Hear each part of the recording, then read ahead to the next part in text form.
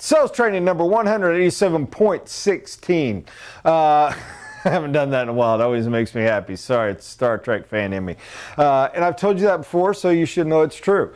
All right, I was sitting out. I went on vacation last week, and yes, I regret it. It cost me horribly at work. It cost me horribly financially. It was a terrible mistake on every level, except at the time I was on vacation, because that was fantastic. Week sitting, drinking beer in the sand at Cancun is phenomenal. Now, a little side note, I got to give some backtrack on this to go into where I'm going to lead to. I'm a spa nut. Some of y'all know this about me. Most probably don't, because you're kind of, what are you, a weirdo? I am. If I did anything else in this world, I would own a Russian bath spa, and I love them. I love saunas. I love hot tubs. I love the different music. I love the relaxation techniques. I love the clinical science of it. I love the mysticism side of it. I love massage. I love the healing portion of it. I love holistic medicine. I freaking love all of it. One of my favorite places in the world to go is to go to a spa and enjoy it. So yes, while on vacation, I went way too many times and loved every minute of it. It's probably the only way I survived only putting on 10 pounds with the amount of food and beer I had. But beside the point, I'm sitting out there and I'm having a thought, and I'm thinking, there are distinctly three types of masseuses. There's absolutely are. You have three types. While I was out there and in the height of a wondrous beer number 7, I had this better than I do now, but I still got back a couple days later and jotted some notes. So try to flow with me here. But you've got the clinical, you have the technical, and then you have number 3 I'll get to in a minute. Clinical is the person that just got out of school.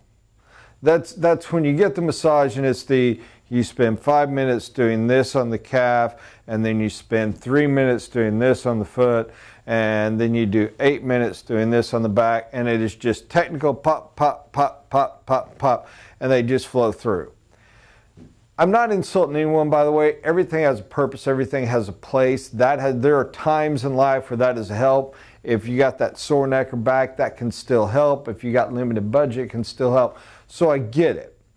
Now your next is your technical. Your next is and you can flip-flop these words you want, but that's why I'm giving an illustration. That's that person that's really good. That's that person that they've done this, but they've been doing it so long, and they treat it almost like a medical science. That is that classic sports massage. That's the one you saw in the old I Love Lucy episodes with John Wayne. That's the do this, and it's physical. It's almost a workout. They know exactly the path. They know what things hurt, what's hurting you here. All right, I know what stretches and pulls to do on that. And it's very technical, and they're awesome. Those absolutely have a place. That's a fantastic massage, very helpful. It's one of your most original. We used to call it a rub down if you want. Very, very good. Most of the good massages you get at a bulk place, if you got a really good one for somewhere getting into that level. The third, I honestly call the healer. The third masseuse is a whole different level. The third masseuse heals. This person, and they can be anywhere from, by the way, anybody ever want a referral? If you're ever in Las Vegas, go to Caesars and go to their spa. It's called Qua, and request in advance a young woman named Anna. She is a native to Las Vegas, and she is the greatest masseuse you'll ever meet in your life. This is coming from somebody that has had over 100 massages in his life. She is a freaking gift from heaven. She is the greatest there has ever been. She is writing a book on it, getting her master. She has her master's. She's working on her doctorate. Nuts. It's worth the trip. Trust me on this. That said, Anna's researches all the different levels of touch. What is the value of touch? How does touch heal? How does it help? What are the different aspects on the spiritual level? How do you feel through? What are differences of stretch? How is Pilates related? How are different types of stretches related? What is yoga to this? How does the body interconnect? How does the mind, body, spirit, everything go? What is the flow of digestion? You can tell a healer is somebody that actually focuses on, even gives you a massage in your gut. Make sure that things are operating, that all of it's going well. But the real beauty of the healer is they literally almost have a weird connection to your body, and they can just go, you don't tell them. They can tell what's wrong. They find things wrong you didn't know were, and they fix it. They get that in tune.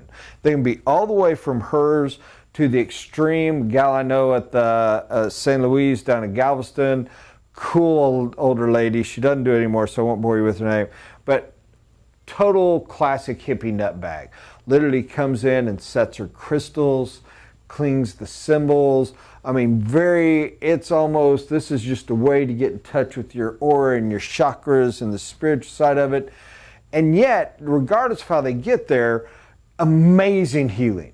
This crazy old gal who I love dearly, she just lay down, relax, and you will leave like, holy crap, this is what it feels like to be 16. It's insane. Why do I tell you this story? And trust me, it's not because I've invested in a massage parlor. It's because sales lines up. You have three types of salespeople. And yes, we can say there's a million. For this illustration, I want to match them. You have the order taker. And the order taker can be a professional. Absolutely can. You know this. When you go to a Dillard's, a Macy's, a Foley's, and there's that one older person that's been there forever, that knows you, you love that person. You respect him. You respect her. They are a very professional order taker. And there's also all the way to, thank you for your girl. That'll be $39.27. You know, the cash register person. Everything in the middle, they're like the spend 5 minutes here. They've just taken the class. They've been told what orders take, what the step is, and that's where they go. They have a place, they have a purpose, but that's it. Your next is the professional. There's not a dang thing wrong with the professional. The professional is the hugest range. It's everything from, am I an order taker, am I a professional at running theirs, to incredible product knowledge. But they are technicians. They are the person that knows the stages, step. This is how you run a sales process. This is how you put these spreadsheets together. This is how you do a presentation. They're phenomenal at group and corporate type of sales. These systems, you go boom, boom, boom, and this is the process. This is how it goes. And realtors, a great realtor more often than not is often in this.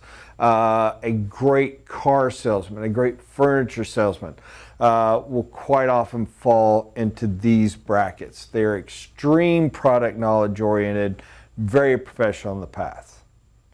Your third, the transcendent, the one I hope and pray you seek to be, for lack of a better answer, is the servant.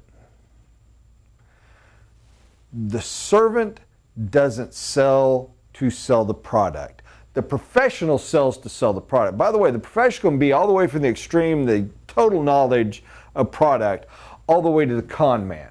But the professional knows there's steps, there's process, and the whole purpose is sell, done. And I'm not knocking that. I lived in that area a big chunk of my life. The servant, it's a foregone conclusion. The purpose is to sign a contract. But they truly put serving the client first. You want to know what the biggest difference is in the servant side of sales, in my opinion? They seek first to understand. It's a foregone conclusion we're going to sign. So the question comes, how do I make sure what you buy is the right thing for you? How do I make sure what you buy is the right product for you? I am going to learn about you. I'm going to find things you don't even know that were hurting in you, things you didn't even know were missing or broken. and I'm going to fix those. And you're going to have such a better end user experience, such a better final product because I helped you find it. The servant puts the client and the client's needs first. That doesn't mean you don't sell them. It means you put the client and the client's needs first. You don't worry about profit because you know profit's going to take care of itself. It is finding out what do they need. What do they help? What is not right? What can you do to get there? What are they missing? What are they not understanding? What is the interconnections of the job? And you serve them and you help them fulfill, and everything is awesome. That is the referrals. That is a satisfied thing. That's one that even if the client's mad at you at the end, you don't lose any sleep. I went enough. This was fun for me. I hope it made sense, and I hope you feel yours. And by the way, you usually have to go through the steps. You usually have to be the clinical masseuse to become the technician, to become the healer. You usually have to, in sales, have been the order taker to become the professional, to become the servant. Don't try to skip steps, and don't be upset with you are, and master where you're at, and the rest flows along. I hope that wasn't a confusing part and was helpful. God bless you guys. Thank you so much.